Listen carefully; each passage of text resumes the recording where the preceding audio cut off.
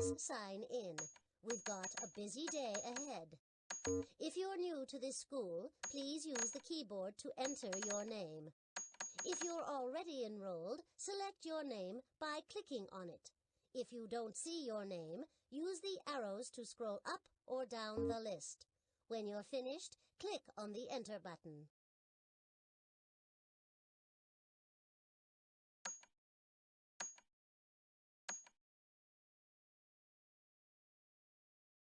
Please enter and have a seat. Sit up straight, no slouching in this classroom. Is that gum in your mouth?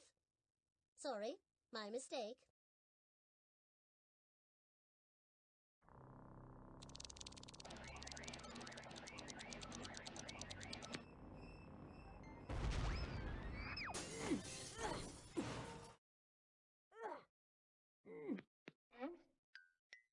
If Professor Sparks had meant for me to fly, he'd have given me wings. But what could I do? This mission is too important.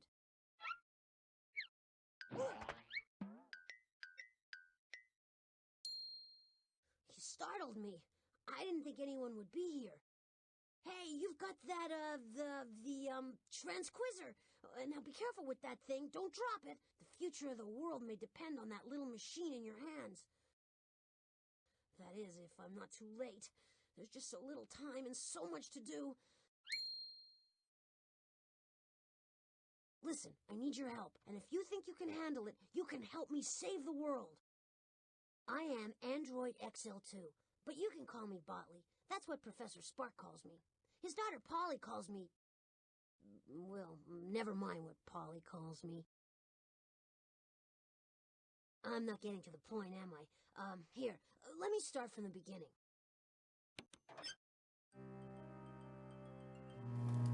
This morning, Polly's father, he left for another one of his famous inventors' conventions, and he programmed me to keep an eye on Polly. I'm supposed to keep her out of trouble. With Polly, that's always tough. But today, it was impossible. After coming home from school and madder than I've ever seen her, Polly locked herself in her father's secret chamber. Now, I really shouldn't tell you this because I've been programmed for secrecy. But this being a world emergency and all, well...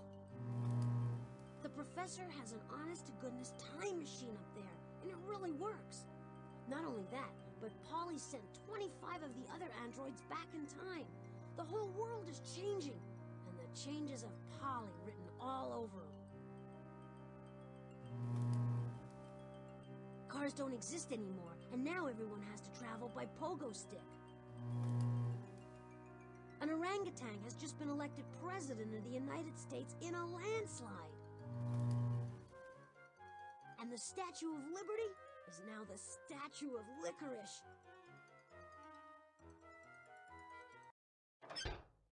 It's all happening so quickly. But with your help, I think we can rescue all the androids and maybe stop the world from getting too weird. Just hand me the transquizzer. I think it's got all the information we need to get started. Cool. Now hang on tight and come with me.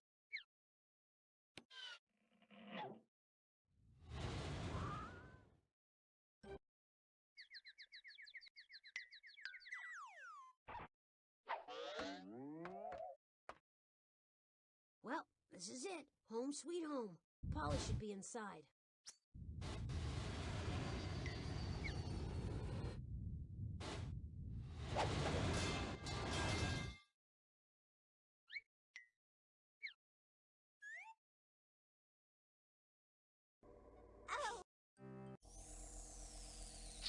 Oh, Snotley, you're back. I've been looking for you. My name is Botley. I can see you've brought help. And you've got the transquizzer. She knows we need it to save the world. Didn't my father teach you it's rude to tell secrets, Rotley? Well, I suppose he's told you his side of everything. But what does he know? Today, when I was at school, the teacher handed us a surprise quiz. I already knew all the answers, and she knew I knew them. So, just to have some fun, I made up my own answers to that dumb old quiz. But instead of laughing like she was supposed to, she gave me a big fat 0. I felt faint and short of breath. No one's ever given me a 0 before. Well, that's not quite true, Polly. I remember just 2 weeks ago. Be quiet, Plotly. This is my story. Anyway, after getting my first 0 ever, I got the most brilliant idea. Instead of settling for a bad grade, I changed history to match my answers. So you sent 25 of your father's robots back in time to change history? How could you do that, Polly? Please, Spotly, if you're so scared, why don't you just bring him back yourself? You've got my transquizzer. Now all you need are the questions on my history quiz. To make it so easy even you can figure it out, I'll leave the disc with the first part of the test on the first floor. That's 5 questions total. Just plug that disc into the transquizzer. Then figuring out where I sent the robots should be simple. Oh, by the way, you have to get in the house first. And I've changed the locks. Good luck! Oh, that's just great. How are we going to get into the mountain? You see, the professor's lock system only opens when you reproduce the chimes you hear. Ring the doorbell to start the chimes. That will start the unlocking mechanism. Just listen closely and repeat what you've heard by clicking on the correct door panels.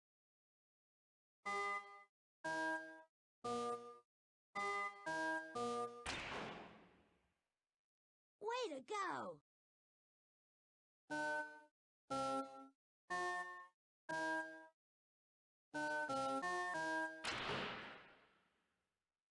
You're doing great!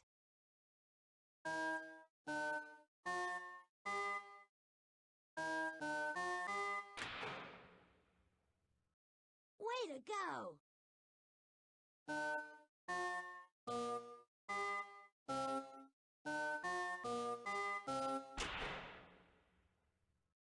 Good job! You opened the lock!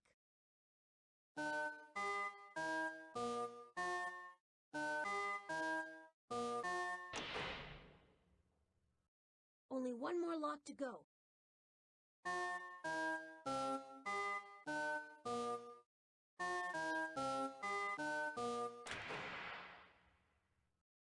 That's it! You opened the door! Now, be quiet and follow me. First, though, let me put this in a safe place.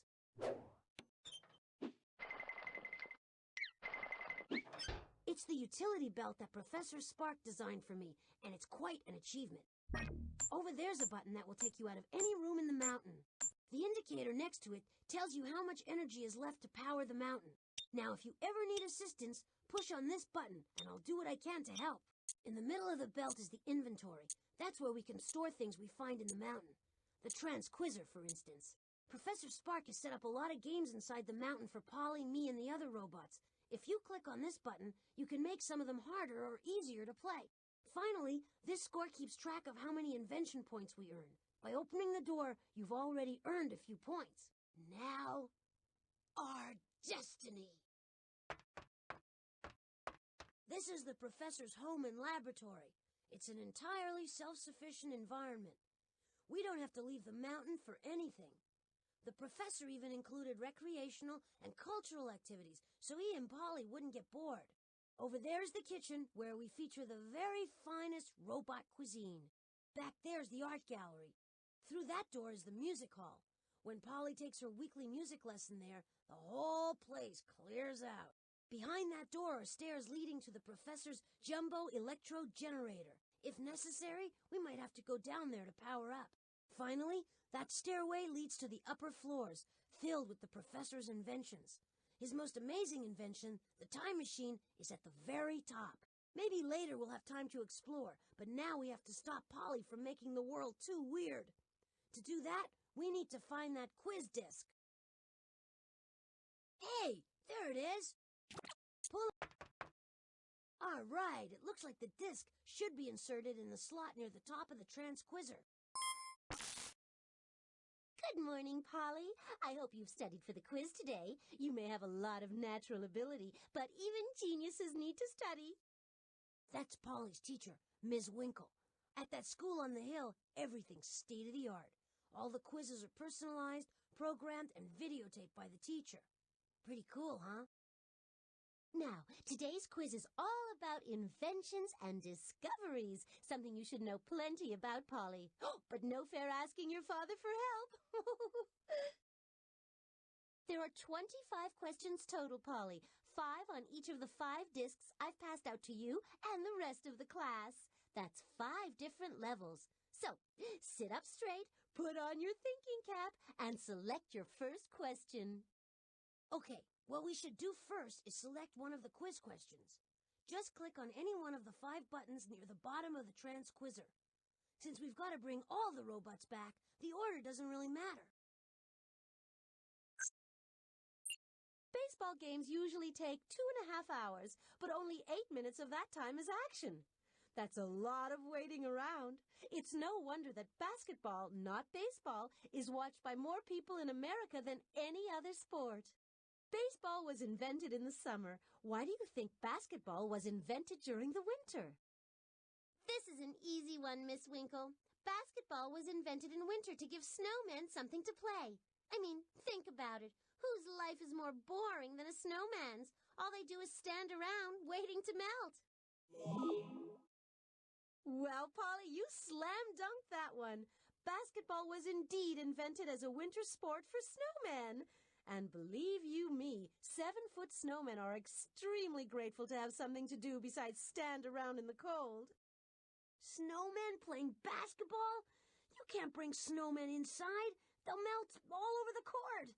We better do something quick. The lives of millions of snowmen depend on us. Click on the inventory button to put away the transquizzer. Well, it just so happens, Sotley, that I realized long ago that you would try to mess up my work, so I covered my tracks by hiding clues all over the mountain.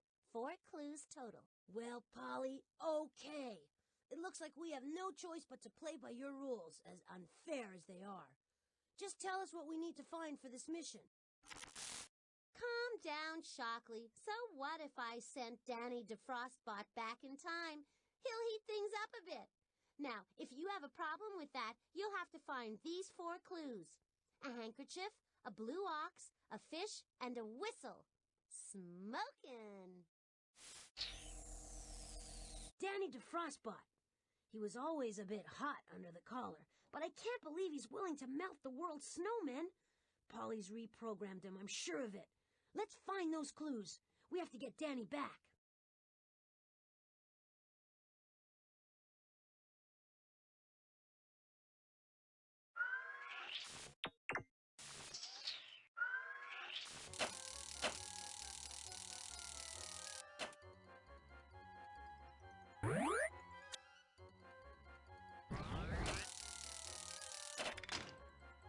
You got the first lock. 2 more to go.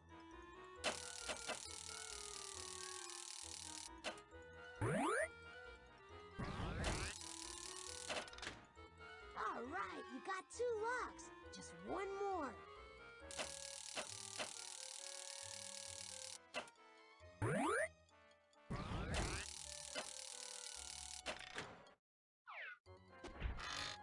You did it! I knew Polly couldn't keep us out. This is Professor Sparks' kitchen, but I doubt your kitchen is anything like this unless you happen to have lots of hungry robots hanging around your house. See that machine in the middle of the room? It's the robot feeder. 2 things you should know about robots. 1, they're usually hungry. And 2, their table manners are atrocious. Around now, I'd normally be hungry enough to eat a 57 Chevy, but Polly's behavior has made me lose my appetite.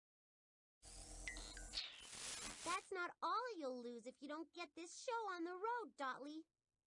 I have to warn you, though, there aren't any mission clues in here. But if you really want to play in the kitchen, I've left some spare invention points for you. If you want, you can click around the kitchen to check out some of the cool stuff in here. But to feed Mort and help save the world, click on the feeding machine. I have to warn you, though, watch your fingers and toes around hungry robots.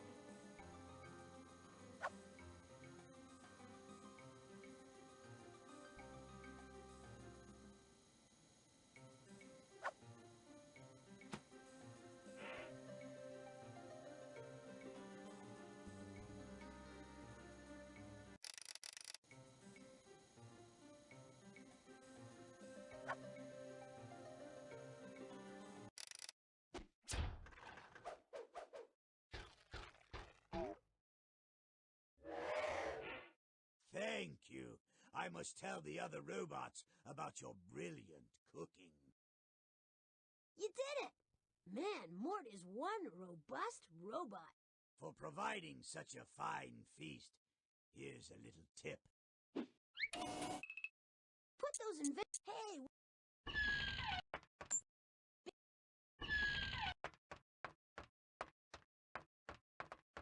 This is Professor Sparks' art gallery. Hey!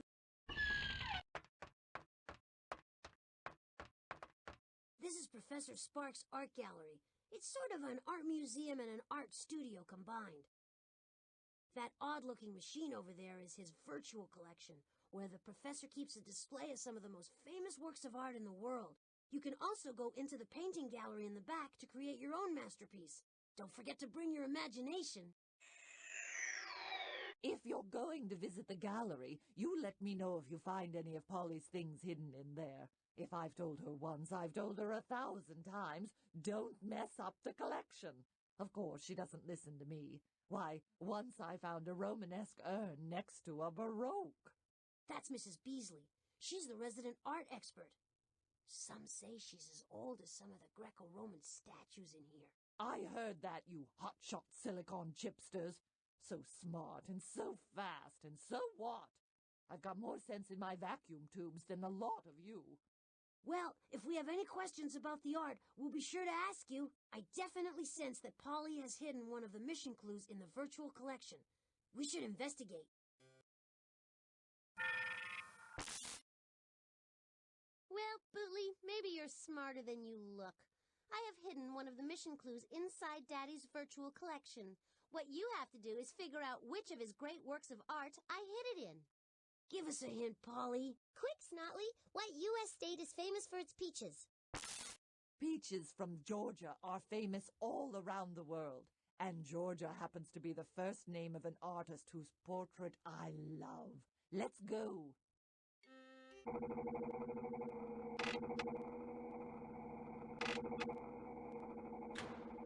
This is a...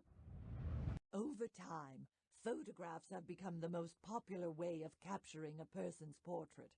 This portrait is a photograph of one of America's most important artists, Georgia O'Keeffe, standing in front of one of her beautiful paintings. Did you notice the regal profile of her face? Georgia O'Keeffe moved to New Mexico and began painting mysterious images of the desert landscape around her.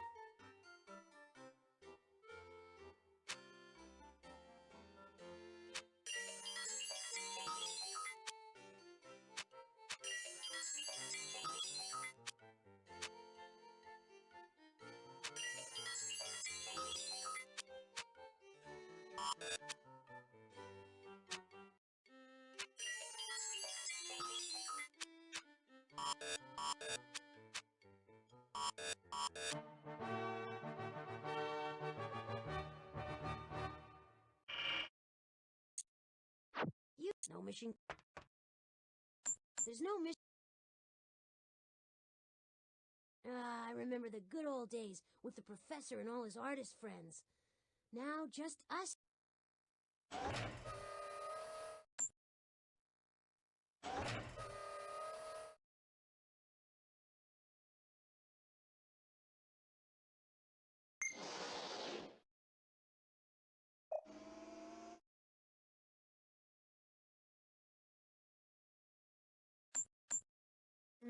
What fine! No mission clues here.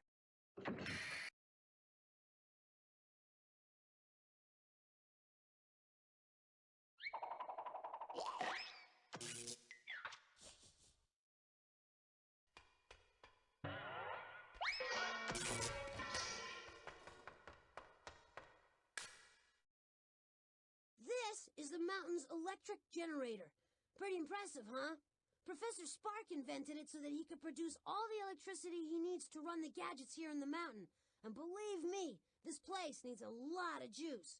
It basically runs with batteries, but these aren't like the batteries on your flashlight at home. When used in the correct combinations, these batteries pack a big enough wallop to kick this generator into gear. See the monitors on those tubes? Each one has a specific battery requirement, so that when magnified together, the batteries are equal to the value on the monitor. The trick is to pick the right combination of two batteries. When you get all the batteries in place, the generator will produce electricity. You have to think fast, though, and work your way through both rings to get the generator going, because those batteries will run out of juice if you make them pull all the weight for too long.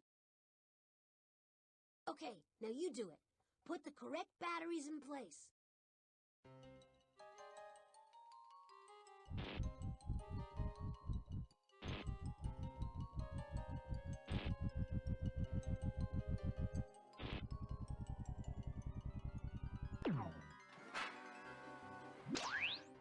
Terrific! Now on to ring number 2.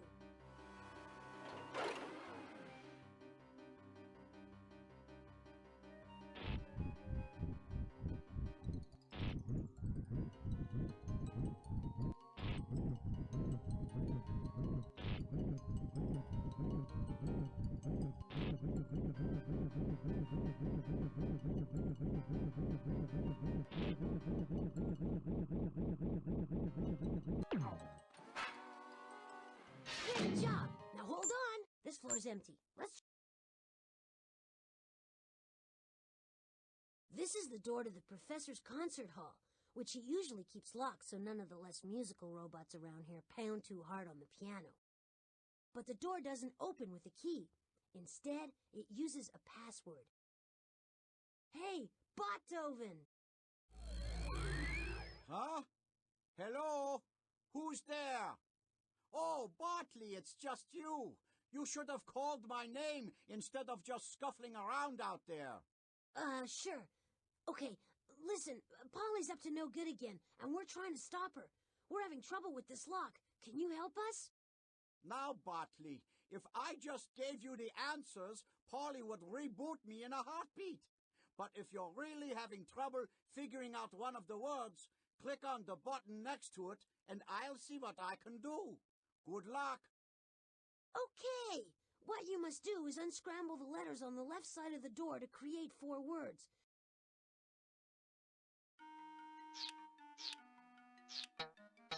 Rain. Great. Wind. You've got Heat. men. Sleet. Well,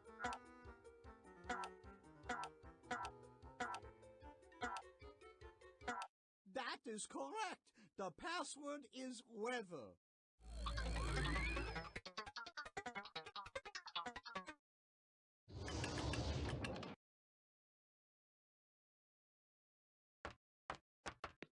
this is the mountain's music hall. This is where rehearsals are held by our award-winning all-robot chorus, headed by Maestro Trombot. Of course, thanks to Polly, half the members of the chorus are lost in time right now. Ah, to hear their sweet, dulcet tones just one more time. Maestro? Hey, Maestro! Shh, Bartley. You'll misalign my perfect pitch sensors. Do, re, mi, fa, sol, la, ti, do. There we go. Sorry, Maestro, but Polly's put us all in a bit of a jam, and the future of civilization is at stake. Mamma mia!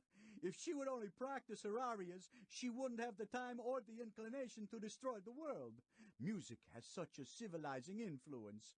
Although her voice, let's just say it's not music to my ears. I heard that, Maestro. You just don't appreciate my instrument. Do-do-do-do-do-do-do-do.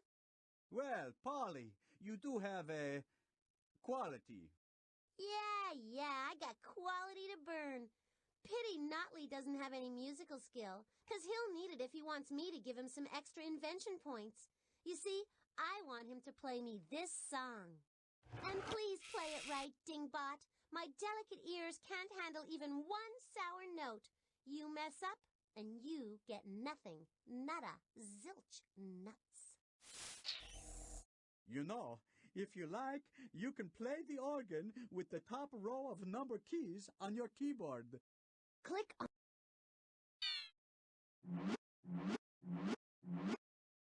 How did she...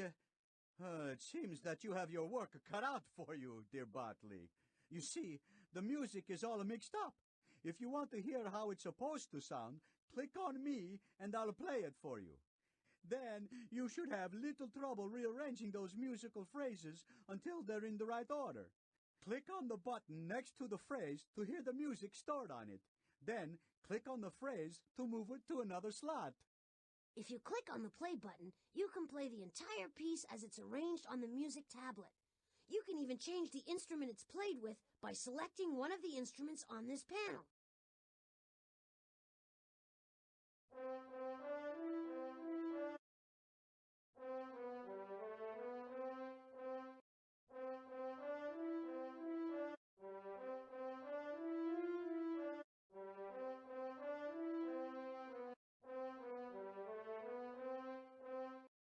I don't think...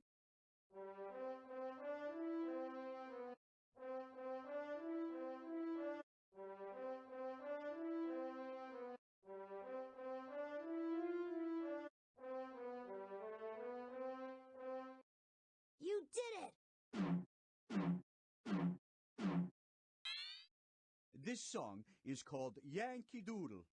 In the old country, Italy, you know, a macaroni is a type of feather people used to wear in their hats. I bet you never knew that.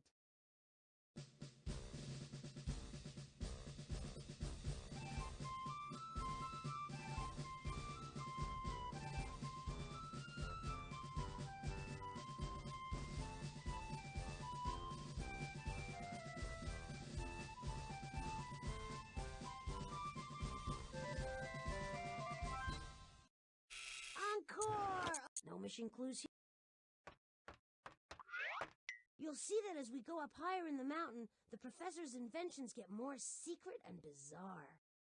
Here we have the professor's delicate biosphere. And over there, we have the professor's shrinkomatic, an easy way to shed a few robot pounds.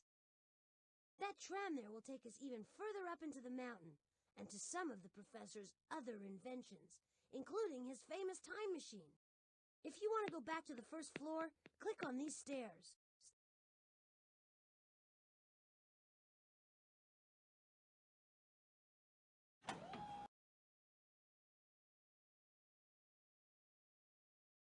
See that glass dome? That's Professor Sparks' biosphere. In it, he can grow anything he wants from any part of the world. It's kind of like a vegetable zoo. And to protect the biosphere from outside contamination, the professor has set up a remote control way of working inside it. See over there? Those are explorers the professor designed to fly into the biosphere. And on that monitor is where you can watch the explorer as you maneuver it anywhere you want. Inside, there are 5 different environments to check out. A desert, a rainforest, a mountain range, a grassland, and even an ocean. Each one contains plants and animals you might find in those places. Oh, Mudley, over here. Daddy doesn't deserve all the credit. I planted some things in the biosphere, too. Sure, Polly. Whatever you say. I did. You don't have to believe me, but I just thought you might be interested in knowing that I planted a mission clue in there. You can't get your poor robot friend back without it. Don't expect me to tell you where I hid it, though. That would be too easy.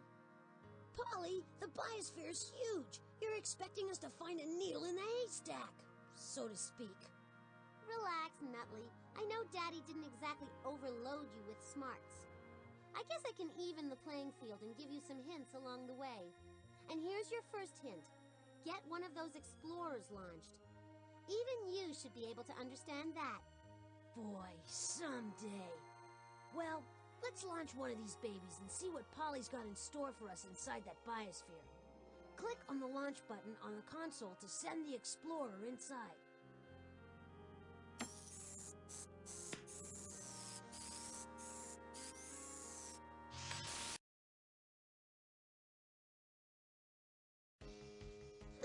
This is weird. It seems like the Explorer is underground. I guess what we need to do is fly up into the biosphere. That should be right above us.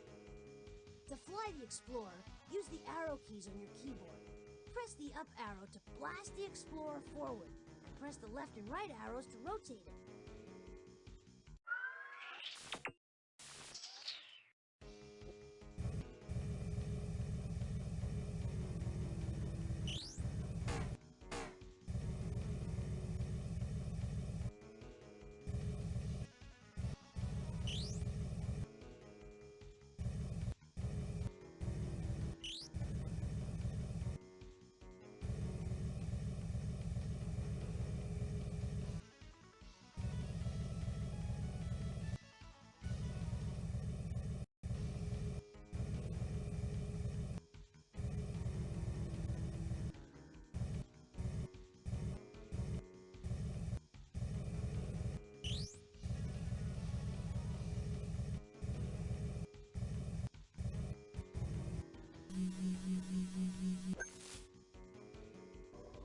Here's a scary question. Which animal dives into a spiral to escape being eaten by bats? A vulture, a praying mantis, or a moth? Yeah, so you got it right.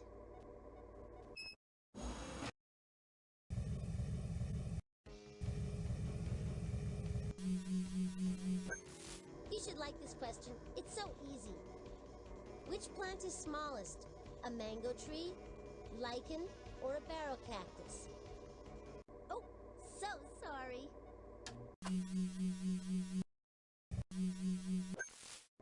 Stand up straight and listen to this question. Which animal has ears on its belly? A termite, a dolphin, a grasshopper? Sorry, but that's wrong.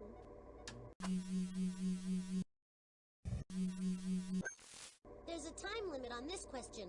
You have 100 million years starting now. What do you call a rock indented with a footprint from a woolly mammoth? A track? A dinosaur? A fossil? Everyone knows that.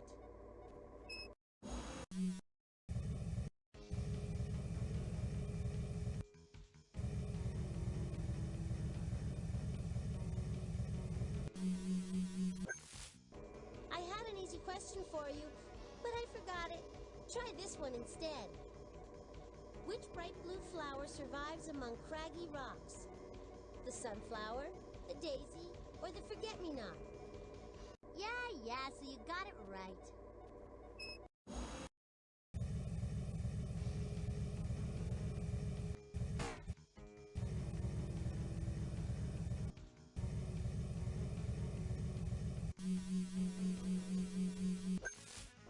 This is a nice, easy question to help break the ice. Guess what a huge mass of slowly moving ice and snow is called? An avalanche, a glacier, or a blizzard? Haha, too bad. This one's so easy, I'm not even gonna tease you first, Putley.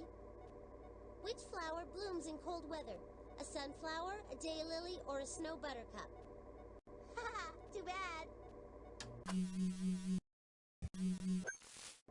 You can beg me until you're blue in the face, but I still won't open the airlocks unless you answer my question first. Which tree is a pine tree? A prickly pear, an apple tree, or a blue spruce? That was way too easy.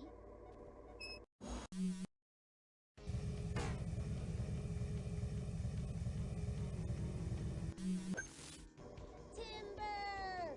You're going down with this question, Sotley. Which of the following is a tree? A Douglas fir, a spruce goose, or a pineapple?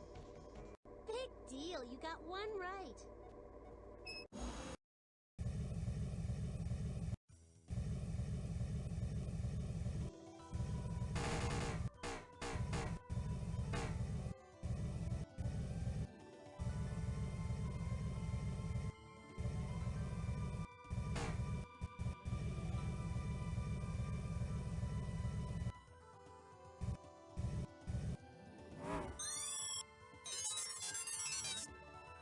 underwater sonar reads.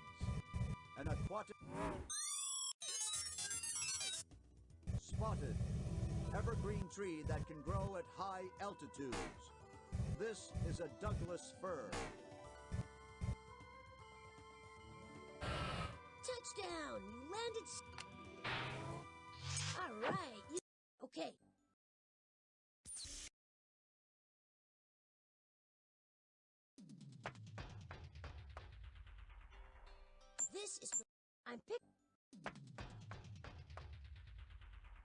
This is Professor Sparks' masterpiece. Well, one of them anyway. He calls it the... something or other. We call it the Shrink-O-Matic. It can reduce anything or anyone to the size of a medium-large molecule with the help of my good friend Egbert. Oh, yes. So if you want to know about any of my wonderful specimens, just pick up this analyzer and click on it. But please, don't hurt the specimens. Remember Polly's hint? Which specimen looks like it came out of a shell?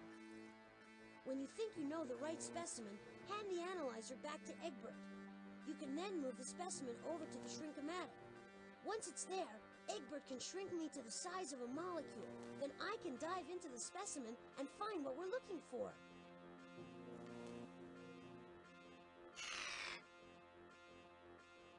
Boa constrictor.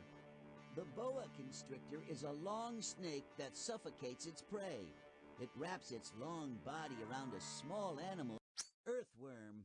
Earthworms live underground and eat soil. They range inside. Frog. What's the difference between a frog and a jellyfish? Jellyfish have soft bodies with long tentacles.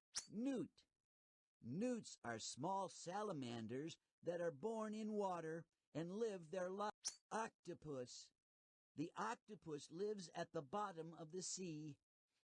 Salmon. The salmon is an amazing fish. When it's time to breed, sea anemone. The simple sea anemone looks just like a flower. If an slug. A slug looks like a snail that came out of its shell. Because it lacks a shell, snail. The snail has a soft body with a protective shell. Although snails are squid. A squid is a 10-armed underwater tadpole. Tadpoles are baby. Ready, Botley? Hold on tight. It is some ride, I'm told. Later!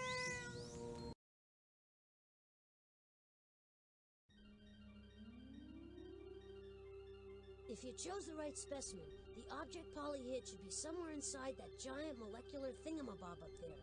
You just have to bat me into that stuff until it's revealed. Click on the mouse button to launch me into inner space, then use the mouse to move the magnet. I can't stay small forever though, so try to get through the molecules before I return to my regular size. I won't last more than 10 rounds in here, so you have to work quick. Click on the mouse to launch me.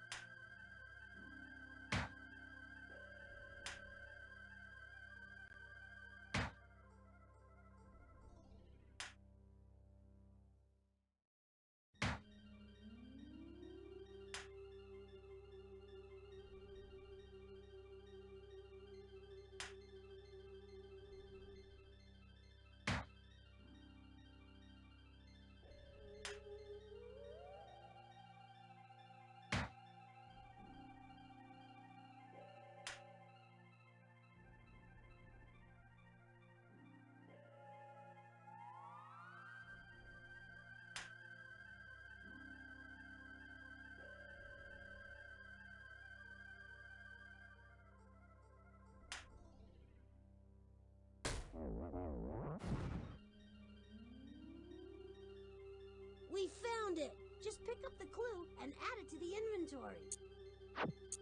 I think we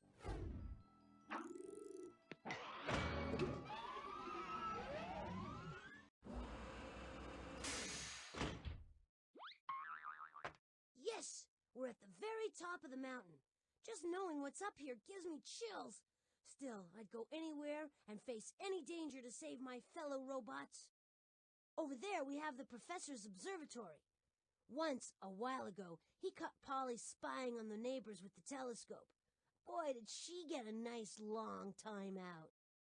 In that room is a little obstacle course, sort of a robot boot camp. The professor uses it to test out his new robots. Of course, I passed with flying colors when I was tested, but sometimes he comes across a robot with a few bugs that need to be worked out. If you want to go back downstairs, just click on the tram. Oh, and over there, behind those forbidding stone doors, that's where the professor stores the time machine.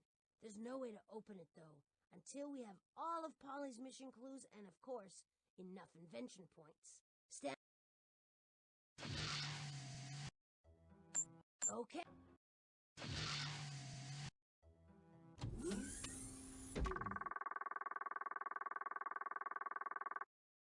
This is cool or what? This is cool or what? 1 minute we're in Professor Spark's observatory, and the next we're looking into space 300,000 light years away at a humongous black hole. See that? That was Polly's radio transmission, and the radio waves circling inside the black hole is part of Polly's hint. Unless you blast it out of there, it's gonna get sucked into a different dimension. That's one of Professor Spark's space probes. Don't worry, it's strong enough to resist the intense gravitational pull of the black hole, and it packs laser beams powerful enough to knock Polly's radio transmission to safety. You can actually spin the ship by using the arrow keys on your keyboard.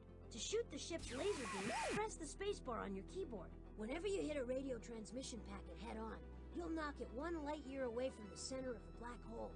When you collect 4 radio packets, you've got Polly's entire hint, ready for unscrambling.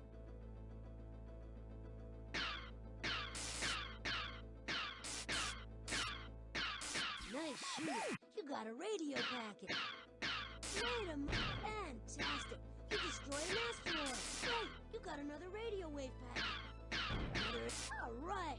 You got all the radio packets. Now we can decode Polly's hint.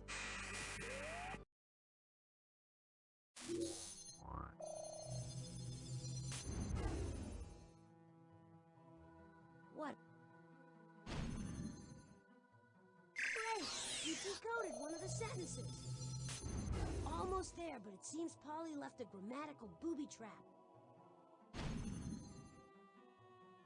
I couldn't make any sense out of that, but you managed to find a real sentence. Great! Hey, you made quick sense out of that messy sentence.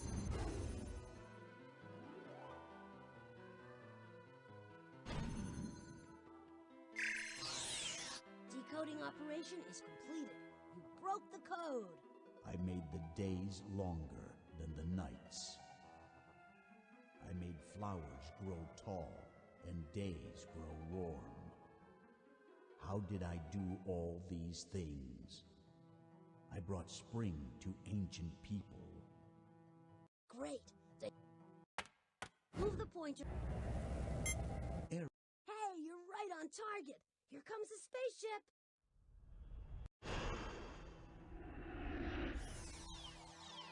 We make contact! Okay.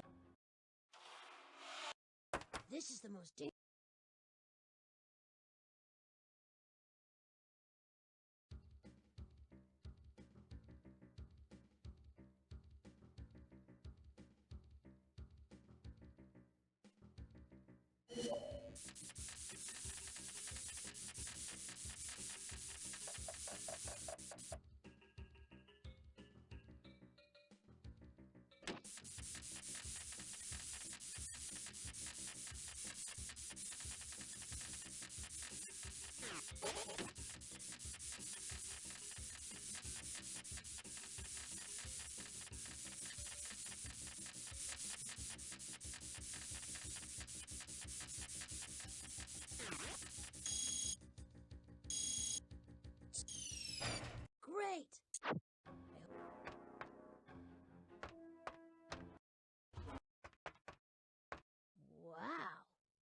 Excuse me if I sound sort of odd, but I wasn't sure we'd make it to the time machine mission control. It's impressive, huh? This is Professor Spark's most important work to date, the time machine extraordinaire. The professor created it so he could witness the invention of anything you can think of. Just go back in time and observe. He would never meddle, not like Polly. When he finds out what she's been up to, I wouldn't be surprised if she's in for some serious time out. Now we need to figure out where we have to go in history to complete this mission. That odd-looking machine will help with that task. It's called the Wheel of Invention, and by using Polly's mission clues, we can figure out which inventor we need to find. The professor tried to ensure that not just anybody could use the time machine. You need to know something about history, science, art, a little bit of everything, really. So click on the wheel and let's get going. We finally made it! This is where we bring everything together and figure out how to find the robot that Polly sent back in time. This is the professor's Wheel of Invention. It's an obstacle to the time machine. You see, some of the robots kept wanting to travel back in time to taunt the early computers, but you can't have that. So the professor devised a little quiz that's too difficult for the robots. But hopefully it's not too difficult for you. Oh, brother. Polly's reprogrammed the wheel so it's no longer just a quiz. It's a quiz show. It seems the show's called Pollywood Squares. You're the first contestant. This is how you play. Answer 3 questions for each of the clues you collected. You'll find out what, when, where, and who. All the information you need to create a profile of your mission. Once the game begins, you gotta work fast and try to answer each question on the first try. That way you'll win the time key faster and win the most points. Ready, set, okay, let's begin. Just click the on button to start. Hey, kids, do you know what time it is? It's time once again for Pollywood Squares. Win this round and we'll send you on an all-expense-paid round-trip holiday to rescue Danny D. Frostbot from history. Your first clue is a handkerchief. The handkerchief will lead you to the subject of your first mission. In ancient Rome, a losing gladiator could ask the spectators to spare his life. If the spectators waved their handkerchiefs, his life was spared. Where in ancient Rome did the gladiators fight? The arenas in Roman amphitheaters were the place where gladiators risked their lives for the sweet smell of victory. In an arena, spectators sit in a circle or oval all the way around the playing area. Which sport could you watch in an arena today? Perfectamundo! Tennis started in ancient France as handball. Tennis is played on a rectangular court. What other sport is played on a court? Slam dunk time out! You found what this mission is all about. Basketball! So, Polly sent Danny to Frostbot to foul up the invention of basketball. Keep going, you're doing great. Your second clue is a blue ox. The blue ox will show you where your mission will take you. In a famous tall tale, a blue ox named Babe is the companion of a lumberjack named Paul Bunyan. What was the most distinguishing feature of Paul Bunyan and his blue ox, Babe? Exactly! Ha ha! Legend has it that Paul Bunyan and Babe were so big they dug the Grand Canyon. Giants are things that are bigger than normal. Which giant tree is the largest living thing on Earth? Great going! There's a good reason why the giant sequoia is giant. Some of them have been growing for 4,000 years. The giant sequoia grows in only one country on Earth. Which country is that? Fabulous! The United States is the home of the giant sequoia, and also the birthplace of basketball. Basketball's the only major sport that was invented in America. I didn't know that. Let's keep going and find Danny DeFrostbot. The invention of basketball, of all things, is in jeopardy. Your third clue is a fish.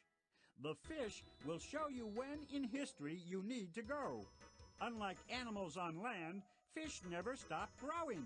The older they get, the bigger they get. What do you call a collection of fish that live together? A whale of an answer. Fish form schools because it's safer to hang out in groups than to live alone. How do you catch a school of fish? Talk about school spirit, but it's far easier to catch a school of fish in nets than to hook them with fishing rods one by one. But nets are not only used for fishing, you know. Nets open at the bottom were first used by basketball players in 1912. That was 21 years after basketball was invented. When was basketball invented? Swish! Basketball was invented in 1891. It took over 2 decades for today's basketball nets to be invented. The very first game was played with peach baskets instead of nets. Swish! You did it again. All we need is the name of the American who invented basketball in 1891. Your fourth clue is a whistle. It will lead you to who you need to find on your mission. When you blow into a whistle, the air inside vibrates. That's what makes the sound. Ancient whistles were made from bird bones. The ancient whistle was an early version of which musical instrument? Fantastic! Flutes make beautiful, sweet sounds when you blow into them. Flutes weren't always used for playing music, though. The ancient Greeks used flutes during sporting events, just like referees use whistles today. Where could you hear a flute in ancient Greece? Score! In a Greek gymnasium, the person in charge of coaching the athletes used a flute to mark the beginning and end of sports matches. In gymnasiums today, gym teachers use whistles instead of flutes. Who was a famous gym teacher? Good! James Nesmith was a gym teacher who became famous for inventing a sport that could be played indoors during winter.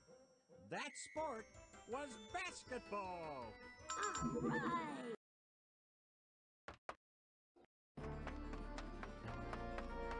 Wow! I never thought I'd see the inside of this thing. Pretty cool, huh? The professor made it clear this time machine was off limits to anyone but him. But with Polly about to send the world out of control, I think the professor would understand.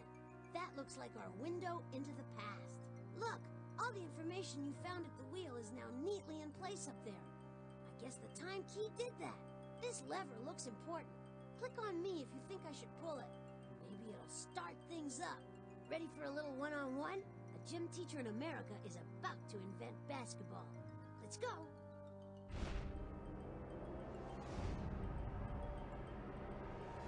It's James Naismith hanging the world's first basketball net, a peach basket. But what has Polly put Danny DeFrostbot up to? Snowmen can't play indoor sports. You better hit that recall button before basketball becomes a complete washout. This is where the professor stores all his time-traveling robots.